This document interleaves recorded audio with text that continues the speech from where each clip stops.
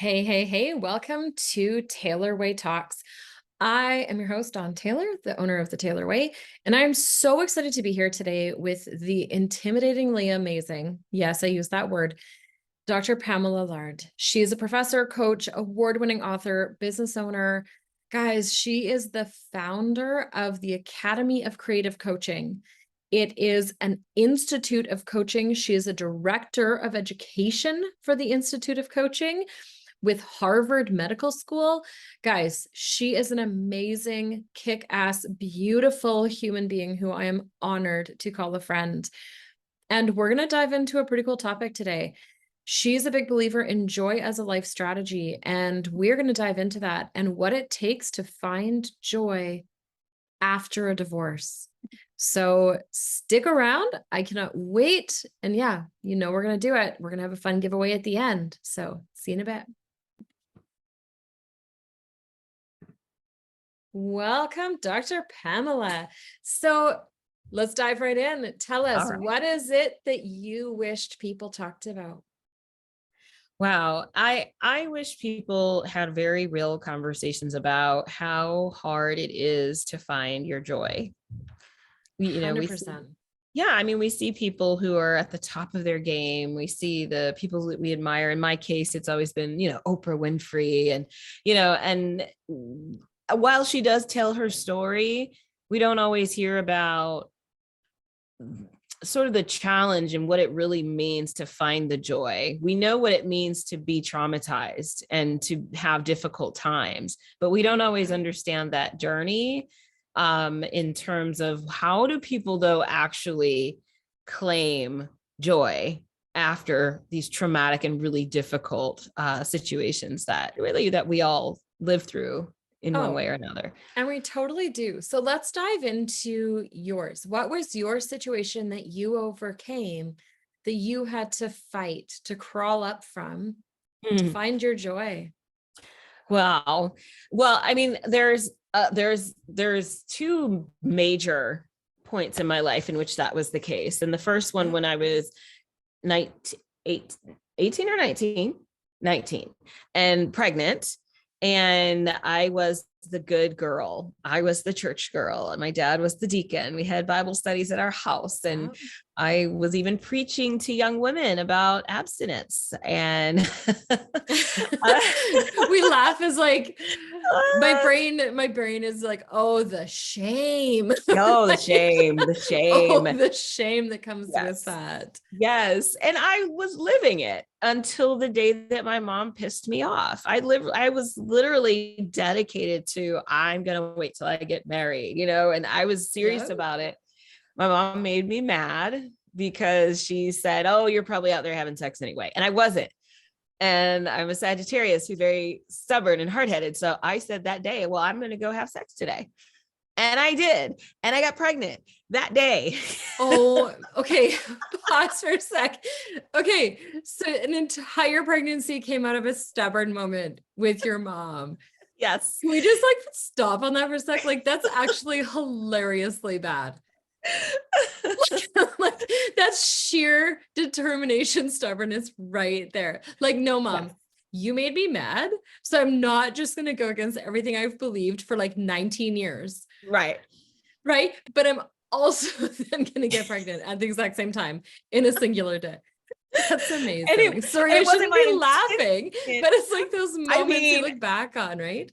Right. Well, and it wasn't my intention to get pregnant. No. I thought, it didn't even occur to me that could happen, actually. Yeah. So, but little did I know, I was with a guy who was a bit predatory, and it's actually against the law now in California. So I could have pressed charges, but he pretended to put on a condom and he did not. Oh. And I didn't know my body was ovulating that day. I didn't know what ovulation was. And didn't know what it felt like to have sex with or without a condom. Exactly. I had no idea. Yeah. And, when it was over, I was looking for the condom. I couldn't find it in me. I couldn't find it anywhere. I panicked. He pretended he didn't know either. He admitted to me 8 months later that he did that on purpose. So it is now against the law. It's called stealthing in California. Wow. it's a form of rape. Yeah. Yeah, Yeah. it should be. That's Yeah. brutal. But the blessing is now 26 years old, Yeah. and he And is an amazing, your kids are your huh? blessing.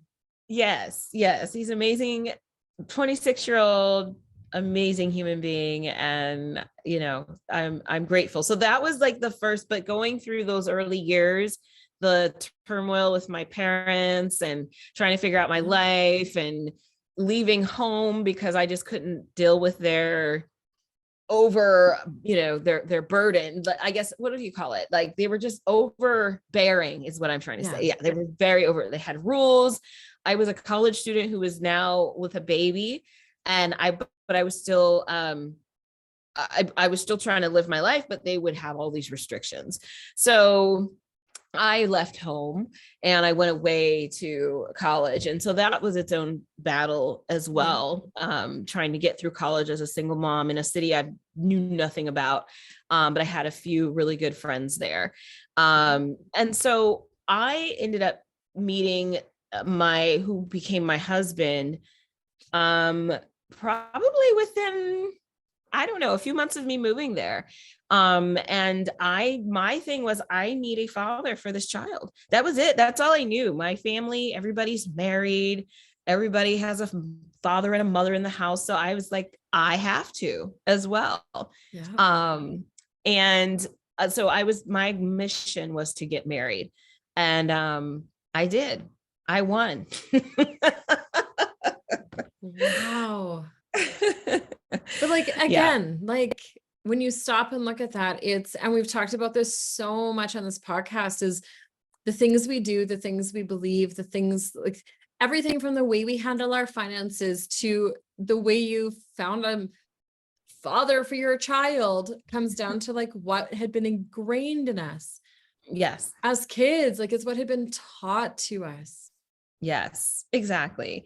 Yeah. And I was determined to reproduce or recreate what my parents had recreated in my Yeah. life. So got to do the same for my son. And even though there were tons and tons and tons of signs that this was not the right situation or a good situation, I just pressed forward anyway, Yeah. thinking at some point he's going to figure it out. And at some point I'm going to figure it out, but we'll just get married in the meantime. So Like you and I both know like the red flags right now. Yeah, people listening to this are like, oh shit. yeah. That was me. Yep. I mean, and to be more specific, the red flags were things like, so what drew me to him is that in the beginning, he immediately introduced me to his mother, his sister, his grandmother, three women that he Yeah. absolutely adored in life. And I saw how he treated them. And I thought, I could get treated like that if I become one of the important women in his life. And granted, I had just come out of a really toxic relationship with my son's father, in which stealthing should tell you alone what kind of guy I was dealing with, right? Totally. So I came out of that toxic relationship, and then this was the first guy I met.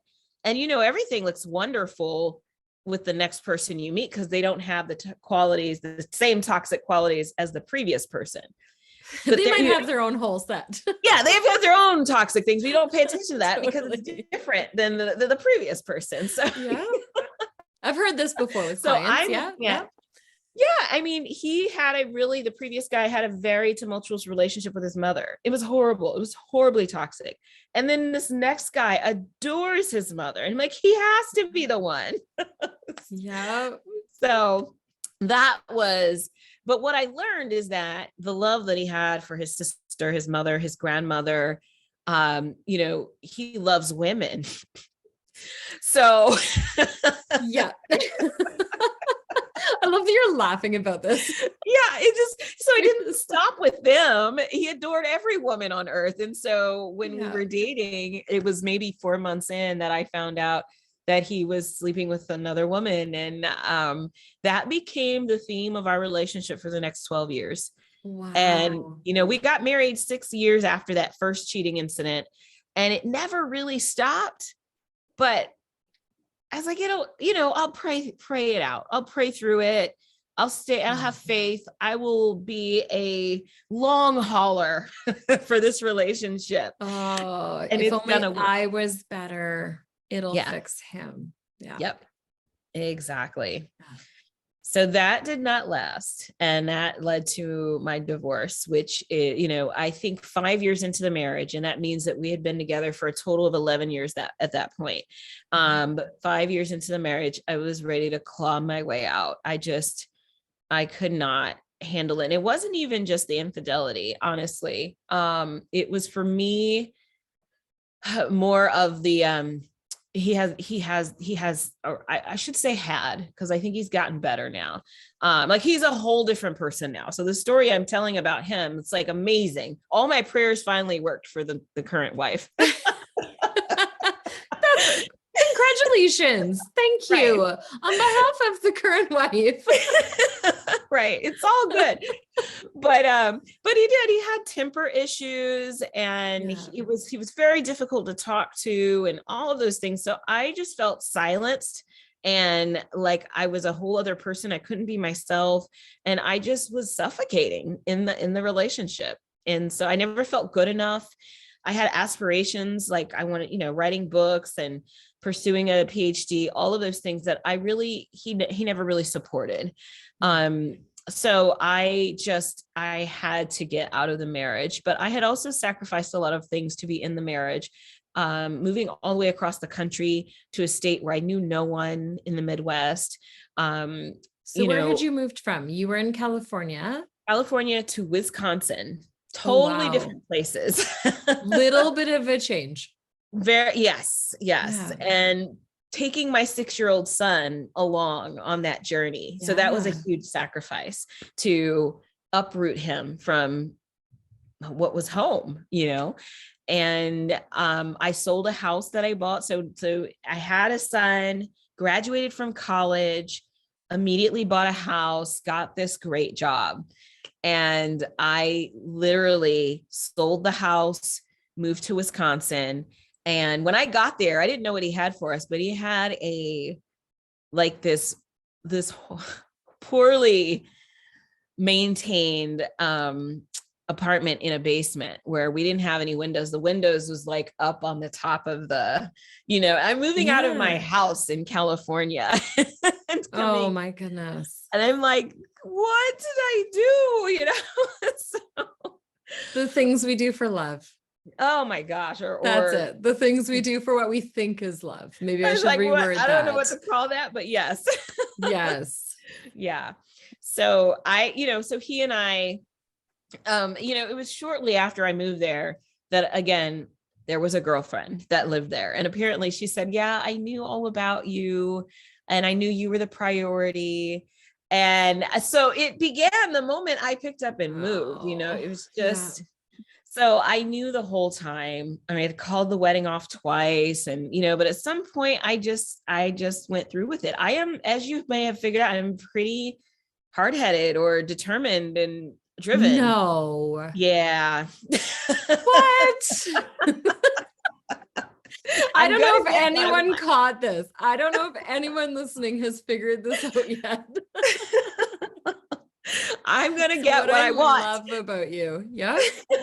I think the difference in now and then is that I have a better sense of aligning what I want with what is healthy for me and what I actually need, to maintain Yes. my, to progress in life. So back then it was just, I want what I want. I don't care. I want what I want. And so Yeah. so I got what I want. I did. I got the marriage but 5 years in, and I honestly don't know. And I've had conversations with friends about this.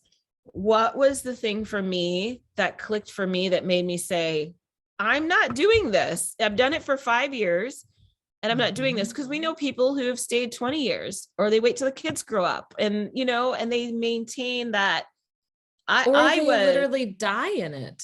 literally, quite literally, because Like what's they'll stay happening. until they actually die. Like they'll Yeah. actually stay till death because they signed up for it. Yeah. I wrote that in my book, Letters to the Brokenhearted. I said I would have probably ended up being this woman in the hospital who, because I had basically lived with clenched teeth and clenched fists and clenched everything And I'm not even kidding, literally for 5 years. Yeah. And when I say clinched everything, I mean, I was, what do you call it? Constipated for 5 years. And I didn't associate it with the fact that I'm living with clinched everything. But I promise you, like, as soon as I left, You it's pooped. probably not, but everything flowed. Like, I was like, oh my gosh.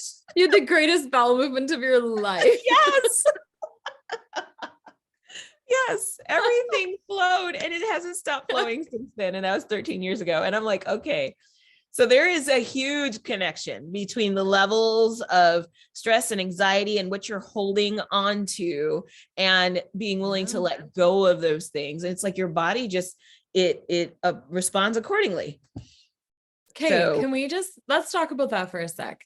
I literally had a conversation with a client this morning, or with a friend, sorry, or a client, who we were discussing this, is like, there's a reason why there's books about like your body holds the score or whatever they are. Like, yes, your body keeps score. That's a our great book. body keeps score. Great book. We'll link it in the show notes.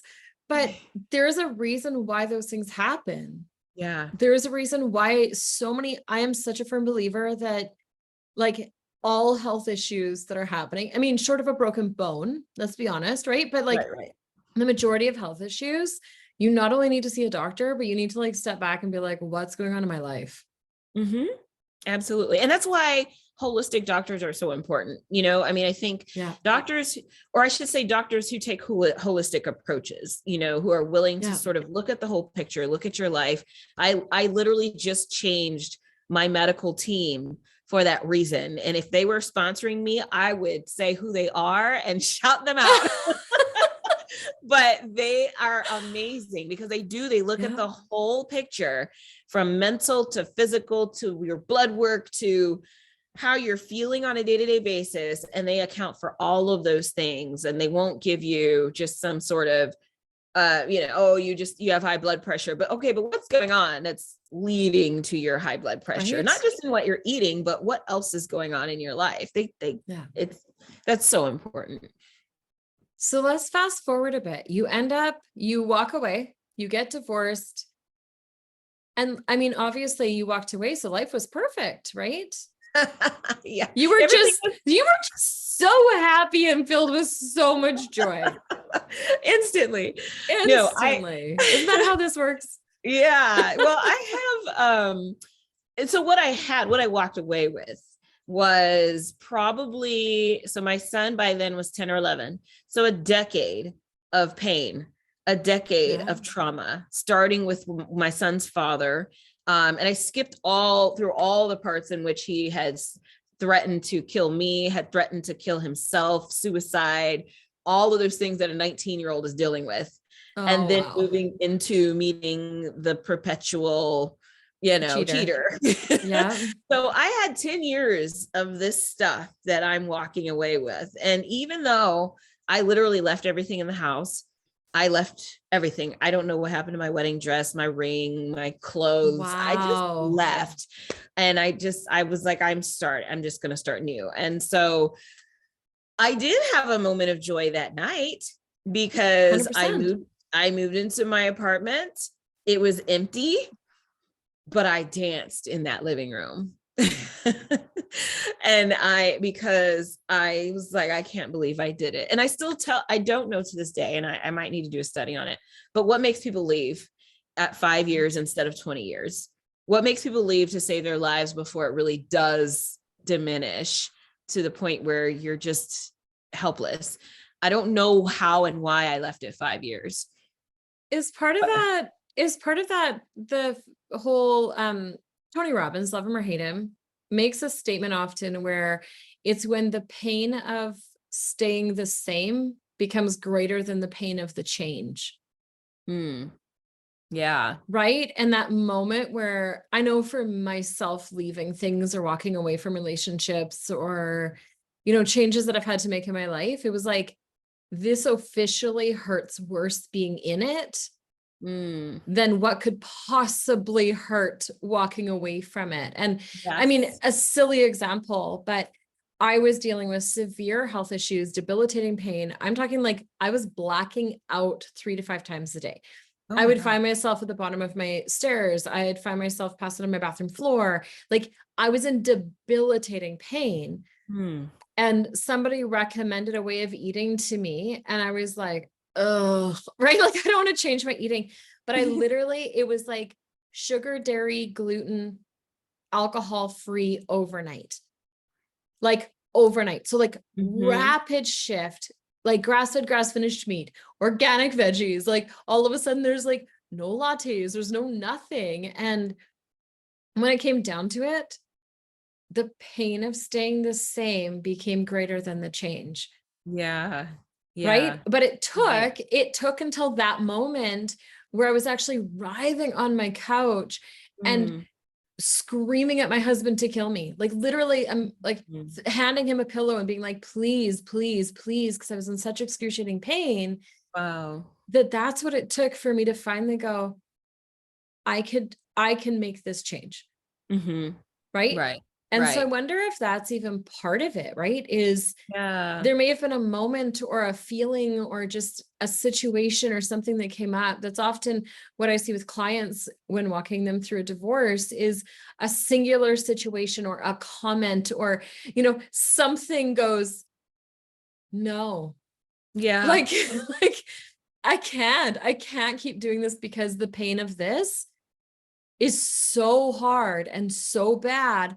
And looking forward at what this could look like in 2 years, 5 years, 10 years, 20 years.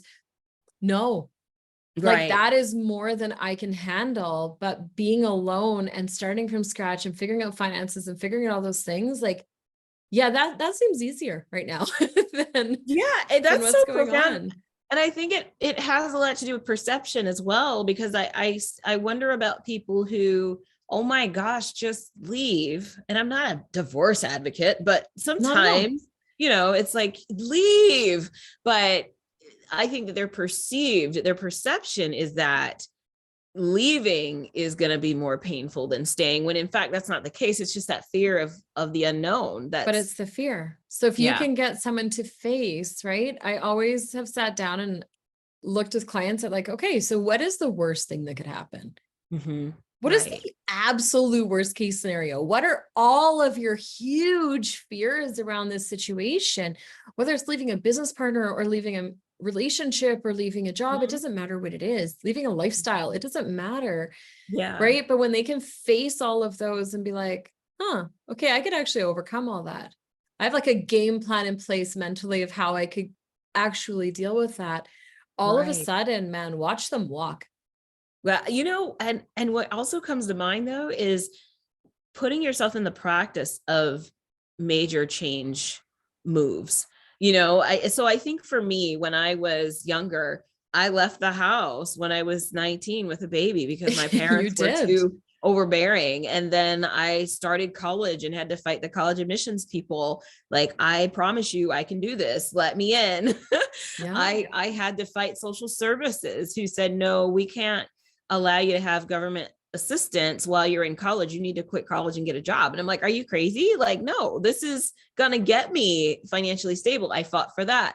I moved across the country to Wisconsin. So by then, I guess I had already engaged in so many major life change initiatives for myself that maybe it wasn't such a foreign idea to just radically change my life once again. And maybe that's also, in addition to what you're saying, is for people to challenge themselves to engage in major change so that if they ever have to do it to save their lives, they can, Yeah. you know? Well, part of it too, though, is that this one, when we're dealing with somebody else's emotional state and their like boundaries, ethics, moral standards of who they are, it doesn't matter how stubborn we are. There's no guarantee of the win. Do you know what I Yeah, mean? Where right. when you're dealing with government, when you're dealing with the school admissions, when you're dealing with all of those things, I mean, let's be honest, you get stubborn enough and fight hard enough, they're actually going to let you get away with it just to shut you up and get you off their plate. Right. Do you know what I mean? But Right, right. in a marriage, it doesn't work that way, Yeah, right? yeah. And it's almost like there's this point where you just go like, I don't know if any amount of my stubbornness and fighting will actually make any change now. Yeah, because you're in there and you all can just sit there and in your enclosed walls and have the same fight for 20, 30, 40 years. 100%. And it Mhm. doesn't change. And I believe that would have been my life had I lived. I mean, we probably would have been married 19 years right now. I just can't imagine what I would be like, what my life would be like Right? if I would have a life, actually, literally speaking. I don't know. 100%. Yeah. So you got out, you danced your butt off the first night. And that's where the dancing stopped. I was gonna say, and then life started. Yeah, life Life started. So started. that was my victorious moment. And one of the things that I do talk about with joy is that there's different expressions of joy, so there's that momentary celebratory claim, seize the opportunity joy. And so that's what I Totally. did. But it doesn't mean that my life was at that point defined by joy or that it permeated throughout every aspect of my life. It was a moment. And I am a believer, claim those moments, claim the moments. Because we always talk about, oh, it's just fleeting, it doesn't mean anything, it means a lot. Celebrate yourself. And so that's what I did that night. But I also was about to embark on a journey of rebuilding my life and of trying to redefine this relationship with a very bitter ex-husband to be, who was like, how could you leave the family? How could you, and we had a daughter by then, she was 2 years old at the time. Why would you do this? And I want my daughter. And, and so there was this fear of what's going to happen. Is he going to fight for custody? Are we going to be able to do this co-parenting thing together? What is this going to look like? Wisconsin law says that if I left the state, if one parent leaves the state, the other parent has a right to the child as a Oh, full custody wow. parent. But the money I was making in Wisconsin was not enough to sustain me being a single person. He brought in the bulk of the income. Yeah.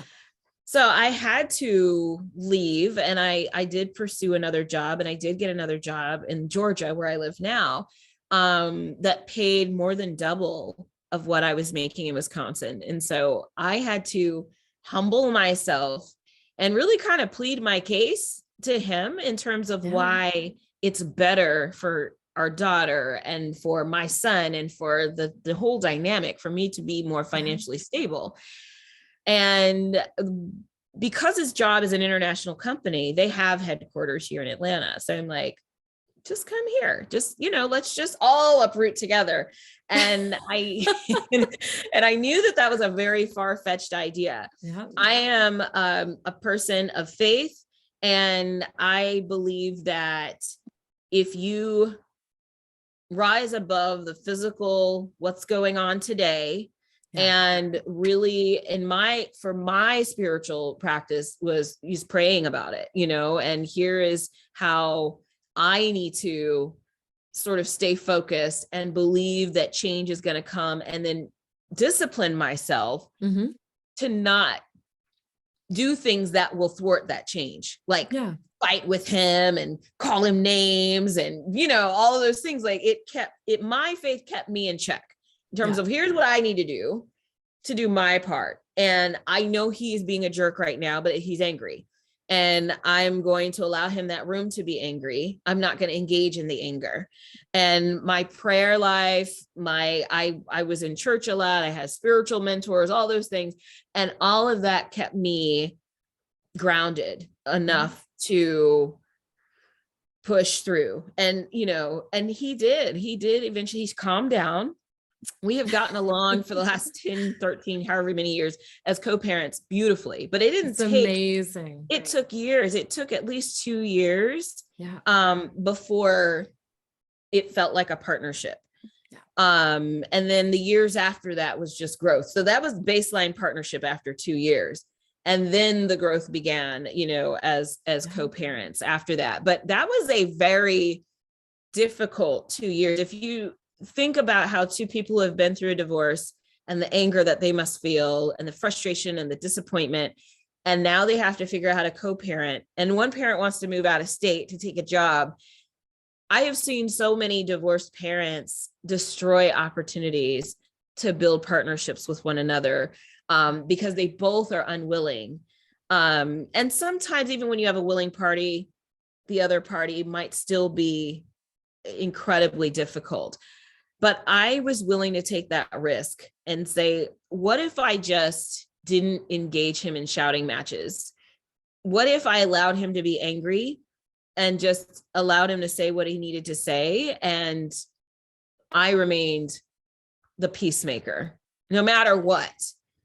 Do That you think, wasn't easy. oh, hell no. Do you think part of that, and my husband and I had this conversation recently, right? And we've been together 26 years and married for 22 and doing good. But we had this conversation because we've had friends and associates and people that we know going through divorce right now. And the one common denominator is one person has like sat on it for a long period of time and hasn't said anything, hasn't spoken out their frustrations, their anger, whatever, because in the past, maybe it wasn't taken well. Yeah. And then they surprise the partner by being like, oh yeah, by the way, heads up, I'm out. That was me. I was that party. Yes. Right. And but in turn, and the reason why we'd had this conversation is he's like, if you are ever even like the split second your brain even goes to like, I could actually see myself divorcing you. He's like, can you say something so that at least I have like an opportunity to change or an opportunity to participate in this? And I mean, we kind of laughed about it, but legitimately in a divorce, right? Typically there is one person they've already pre-grieved. They have they've been angry. They've gone through all of those processes. Yes. To such a high level that they surprise their partner, they surprise their ex-spouse, and that person doesn't know how to keep up. And so often, and for people listening, like I recommend if you're the person that did the surprise, I'm not saying that's right or wrong, but like if you're the surpriser in the situation, do everything in your power to give them the grace to be allowed those emotions. Yeah, because they're going to need time. Because they do, like they need so much time to process everything that you've already been processing for so long. Exactly. And to think, well, I've been asking for this and that, and they haven't listened, or I have been saying that I need this and they haven't listened. That doesn't mean that they understand that you are on the road to divorce. Not at all. Not at all. Yeah. Often they're like, yeah, well, I knew they were frustrated, but. Yeah, exactly. Right. Yeah. And I wonder, I was going to say, how long did I know I was on the road to divorce before I announced it? It was probably 3 months, but I know that the whole entire relationship was, oh my gosh, what did I do? Like how, I don't know how, but at 3 months, that's when I knew definitively, yep, this is it, because it was too much. It was a 19-year-old who lived across the street who said she wanted to be our nanny, and they had this whole sneaky relationship going on for a year. So it was like, oh my gosh. You mean while we were in therapy? So like, so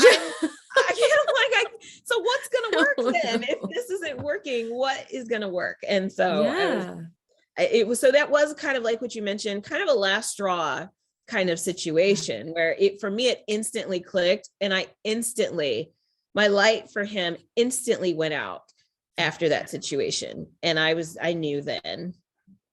Totally. Yeah. So how did you find your joy? And let's define that. So often people don't understand the difference between like joy and happy. And I've always described it as, and tell me if you think different, because girl, you brilliant. Like I'm just putting it out there. Thank you. Like you guys all need to know this woman. She's amazing. But I've always talked about like happiness is something that it often comes from things or from people, because it's something that can be given to you, but it can be taken away. Right. So you can be like happy eating food, but the feeling goes away. You can be happy. Like somebody could be like, wow, you're beautiful. And you're like, oh, that makes me so happy. And then just as fast, they could be like, you're gross. But and right. And they thing on your, where did that come from? Right. And like instantly, like as fast as you can imagine, your happy is gone, where joy is an internal thing. And joy is something that isn't as affected by extenuating circumstances. Right. And it's so beautifully said. I mean, it's the other piece to that is happiness is it's insatiable. You need more, you need more, you need more It's to like a keep it drug. going. Yeah. Yeah, it's like a drug and it's not bad, Yeah. but it's not sustainable. And so we have to understand, yes, enjoy your moments of happiness, grasp those, embrace Oh, them. 100%. Yeah. Understand that these moments of happiness are not sustainable, that you need something Yeah. deeper that's going to help you thrive. And joy isn't just about, I feel good. Joy, and one of the coins that I termed around joy is joy resilience. Joy is actually one of those things that enables you to overcome different, difficult things that we go through. That is It, beautiful. Yeah. it's the thing that really sort of allowed me, it was my barometer, it was the thing that allowed me to leave my marriage, because there was no joy there. And I remember, I know what it feels like, and this is one of the benefits that I have because of how I was raised and one of the privileges I have. So I realize everybody doesn't have this, but I do know what it feels like to be loved by a man. My dad was just all in every game. You're Yeah. pretty, you're so good at what you're doing, you're smart. And I heard that all the time. So to get into a marriage in which I never heard anything like that. In fact, I would say, how come you never compliment me? How come you never say that I look beautiful? And his response was, beautiful is not even a word in my vocabulary. Like, I don't even use that word. And I'm like, Oh, you're like, I bet your girlfriend hears that. Sorry. That's where right. I would have gone. And so it was just like, the other thing was hand holding. Physical touch is one of my love languages, and he would never do the hand holding thing. Yeah. But I always saw my mom and dad holding hands. So I had this foundation of what, experiences of joy that I had Yeah. growing up as a child, and the absence of that I experienced in my marriage. Yeah. And it was the joy that I experienced as a childhood that really sort of translated into a resilient joy in my marriage that made me say, I need to find that joy. I Yeah. need to find that. And it allowed me to be resilient over the challenges that I faced in my marriage, enough to give me the fuel to move into a better situation in my life. So joy is functional. It's not just a feeling. It's not just, a version of happiness that Yeah. comes from within. It is that, but it's also a life strategy. It's also our ethos, the way that we characterize ourselves in life. How do you even approach life? I either approach life by engaging in other people's trauma with the fighting and the arguing, or I see past what they're bringing me and I understand that they're in pain, and I allow, because I'm not there with them. Like I've had pain, but my life isn't characterized by pain. My life is characterized by joy. So I see it right away, the disconnect, like, oh, okay, I see where they're coming from. And I can have compassion and empathy for what they're going through without having to get pulled into what they're experiencing. Yeah. So it's a life strategy. It's a protective factor. It's a lens for how we see and approach the world. Which is amazing. So we'll put a link to your book in the show notes so people can find you and all your social media and all those things. But for people listening, one of my big things on this podcast is like tangible ways to start, right? Mm-hmm. Like tangible ways to like start that journey or to start going in the right direction or the direction that they're choosing. Yeah. What are some easy ways or a couple simple strategies you could give people to start to build that joy or find that joy for themselves? Yeah, I still live those strategies 13 years later. Two really important ones that come to mind right away. And I do talk about these strategies more specifically in the book. If I had the book, I'd be like, it's these. But the two that come to mind right away, for me, is getting physically active, exercise. So I found ways to just stay active. And it wasn't necessarily for a goal, like I'm going to lose 20 pounds or I'm going to do this, because that puts more pressure on you, and it also turns it into a negative so often in our brains. Yes. But so to do it just for the sole purpose of getting your body moving, whatever you've been, the clenched fists and the clenched innards, the clenched Yeah. teeth, you're loosening all of that up. You're enabling yourself, just your body, the freedom of movement. And there's just something about that freedom of movement that it just changes you from the inside out.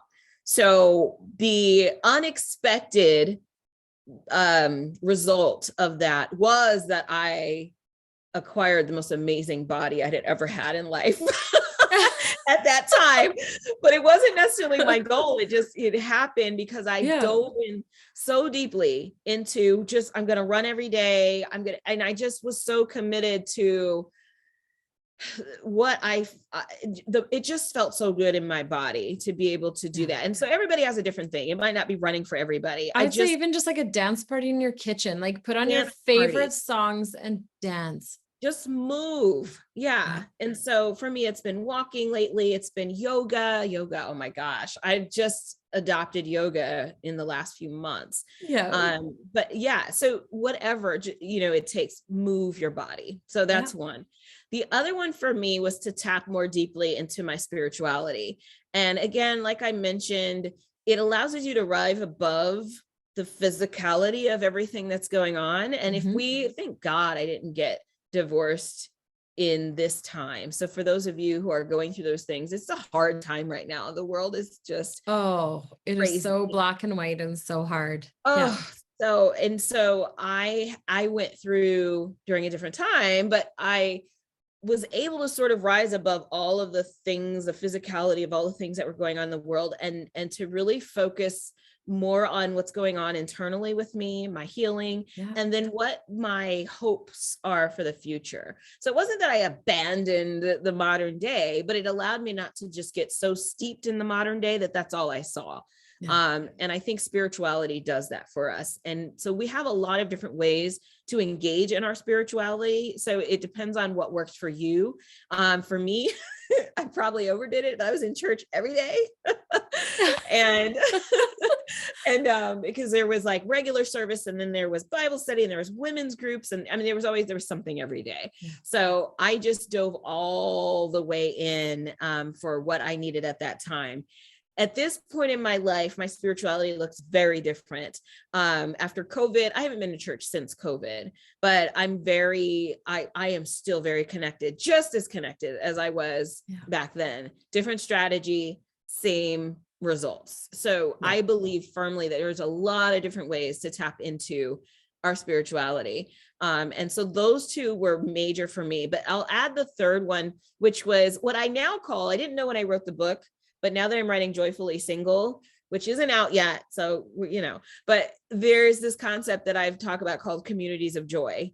Build your communities of joy. And that was essential for me. I had people that I made sure I had in my life, and I curated it. So it doesn't mean I had them already. I was very intentional about creating Talk them. about the curating for a second, because we lose the words.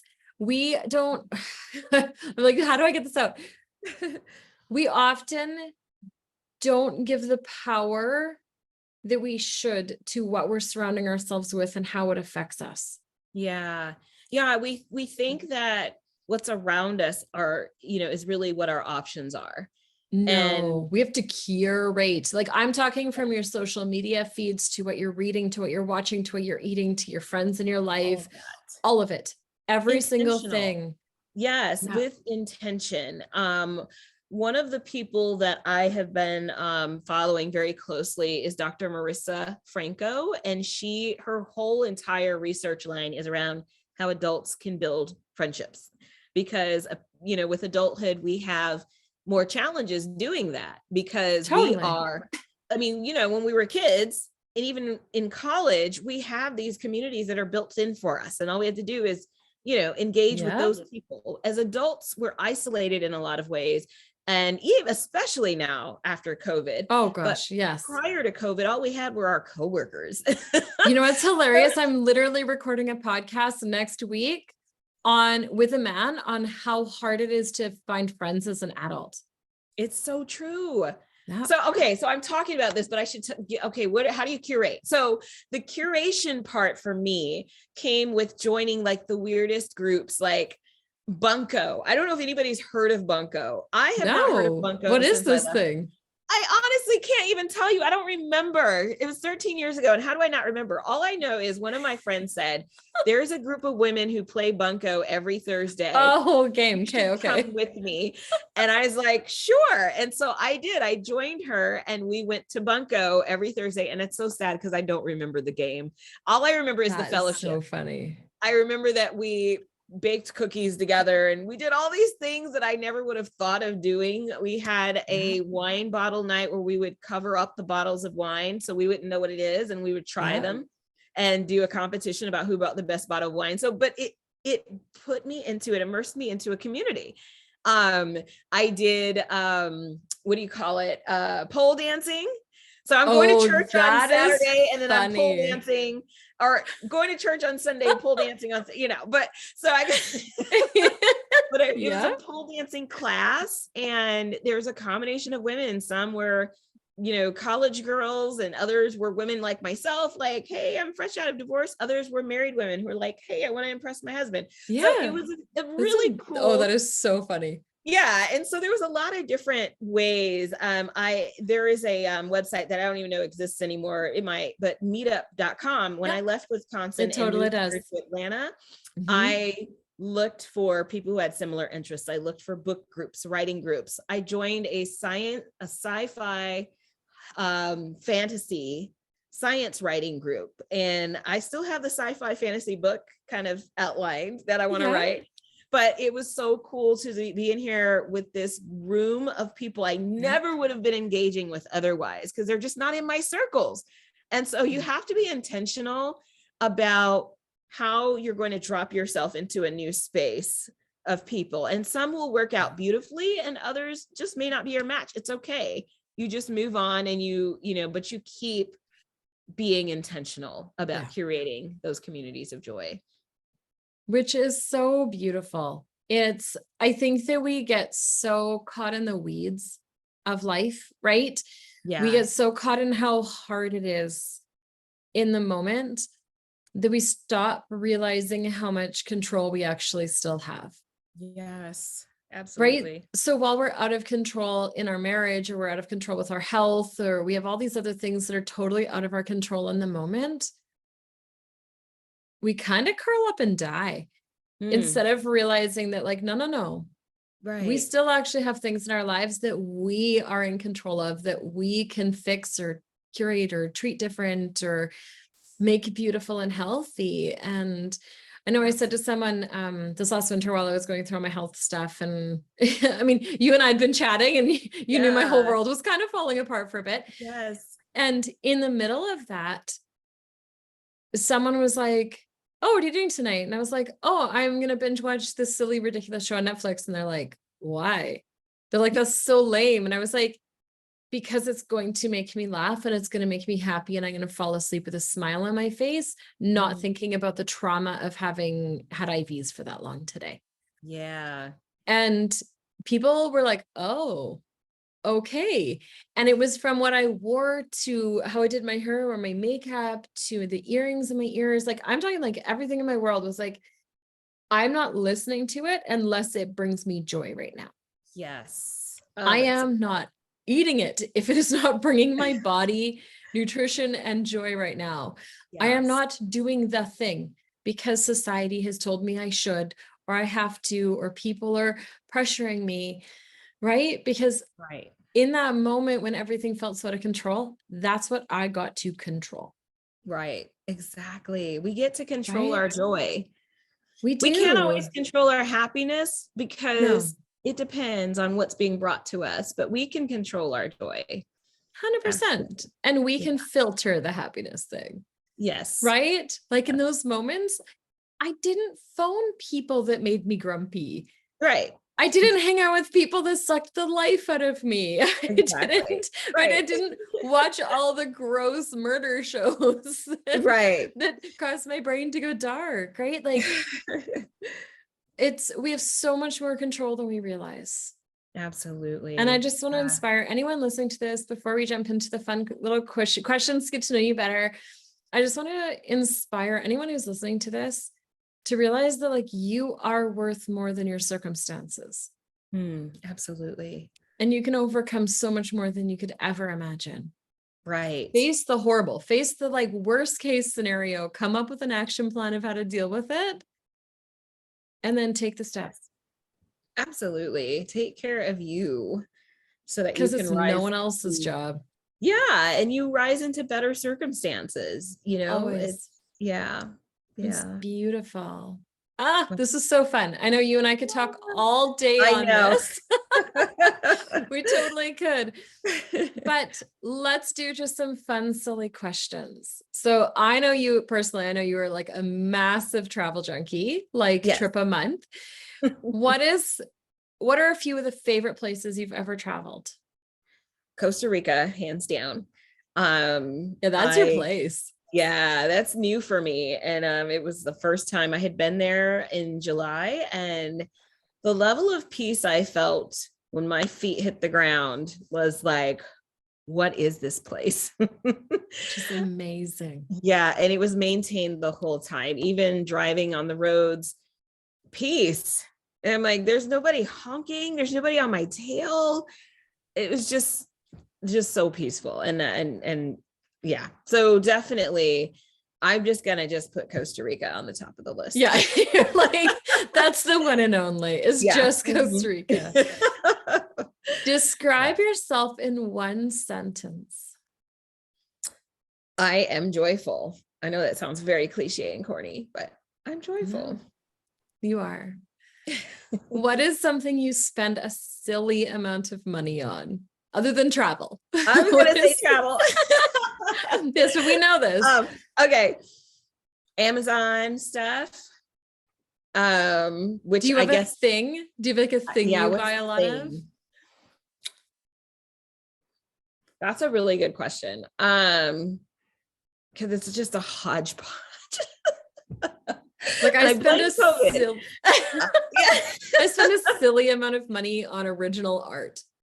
Oh, that's one of mine. And Lego sets. It's a problem. Really? Oh, wow. Oh, girl. Yeah. It's a problem. For me, it just has to be travel. And I'll tell you why it's silly, because it's not just like, oh, she's going on a trip. No, I've become bougie with my travel. So I am going to not just get a regular hotel. No, I'm going to get an Airbnb with all the things. And it's just me. I'm like in this 4-bedroom Airbnb and just, or okay, so it's travel. Travel's your thing. And the flights, I'm like, oh, I gotta go first class now that I can. When I first started this travel thing, I would have to find $30 flights so I can afford to do it. Now I'm like, I'm gonna fly first class. So that's like a ridiculous amount of money. So I don't do purses or shoes, or it's the travel. That's where I splurge. Yeah. That is amazing. What is one purchase you've made for $100 or less that has like incredibly impacted your life in the last little bit? I want to say this Fitbit. Mm-hmm. Because it helps me pay attention to how much I'm moving and how much I'm sedentary. And I don't like to just be sitting. And sometimes when I have days where I'm not paying attention, I can just sit, because I'm a writer.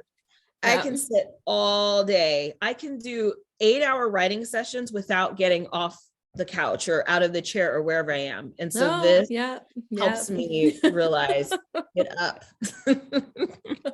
I know that feeling. It's a problem. Yep. Yeah.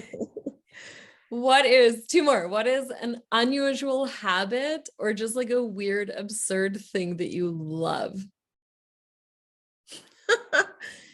I don't know. People do say I'm weird and quirky. I do with my writing. Okay, this might work. I can't do too much creative work at home. I have to Yeah. go somewhere. So I am known for sitting at bars with my either my laptop or my journal, and I'm writing, and I'm at the bar.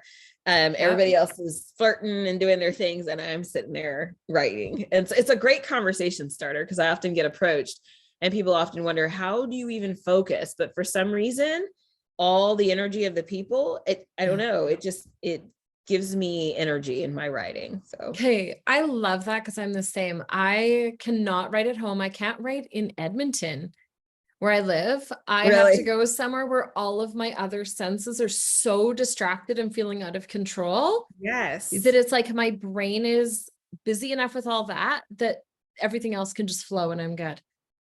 That explains it well because I don't know why that it works for me so well, but it does. I It's cannot because be in I a lose quiet total place. control. I lose total control of being Mm, able to filter what I'm writing in that moment because my yeah. brain is so focused on everything else. It's like it Mhm. opens up the other side. Like the logic side of my brain is focused on like stay safe and alive, Right. right? That Right. it's like the emotional side of my brain, the artist side of my brain can be like, oh, I'm writing a book. This is good.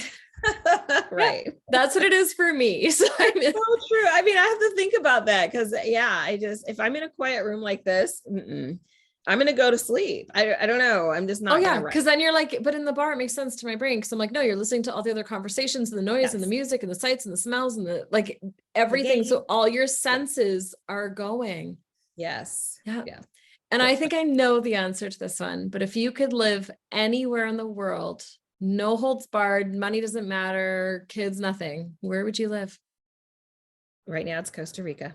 Yeah. I was like, I don't even need to Yeah, ask this I've one. been kind of like even researching specific areas, and right now it's Escazú, Costa Rica, and I haven't been there yet, but I'm going to try to spend a month there next year, and so I think it's Escazú, Costa Rica. Nice. I love that so much. Yeah.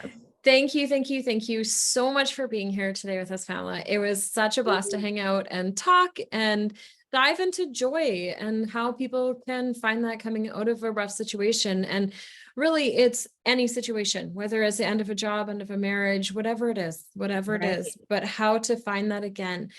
So if you want to find Dr. Pamela, she is all over the place. Check the show notes on my website, thetaylorway.ca. You can find all of her links to where to get her books, her website, her coaching school, all of it. So you can track her down and see what she's up to. And please support her and what she's doing and order those books because she's outstanding. If Thank you you. loved this episode today, please leave a review on Apple or Spotify. Wow, my words. Podcasts. And we will see you again in a couple weeks. Thank you so much.